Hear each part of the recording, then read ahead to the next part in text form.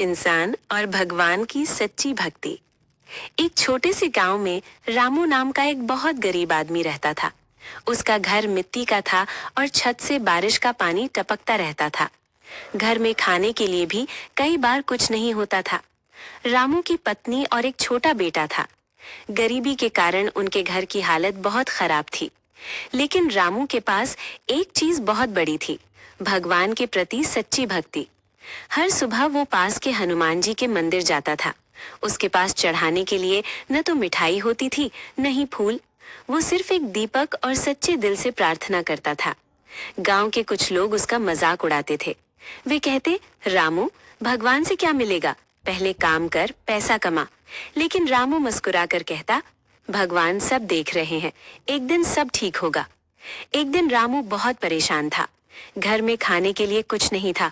उसका बेटा भूखा रो रहा था। उस दिन वो मंदिर गया और रोते हुए बोला, हे भगवान, मैं मेहनत करता हूँ, लेकिन फिर भी मेरे घर की हालत ठीक नहीं हो रही। बस मेरे परिवार को भूखा मत रखना। उसकी आंखों से आंसू गिर रहे थे। उसी समय मंदिर में एक अमीर आदमी आया। उसने रामू को रोते हुए देखा और पूछा, भाई क्या हुआ? रामू ने अपनी पूरी कहानी बता दी। अमीर आदमी रामू की सच्चाई और भक्ति से बहुत प्रभावित हुआ। उसने रामू को अपने गोदाम में काम दे दिया और रहने के लिए एक छोटा सा पक्का घर भी दिलवा दिया। कुछ महीनों में रामू की जिंदगी बदल गई। अब उसके घर में खुशियां थीं, बेटा पढ़ने लगा और घर की हालत भी अच्छी हो गई।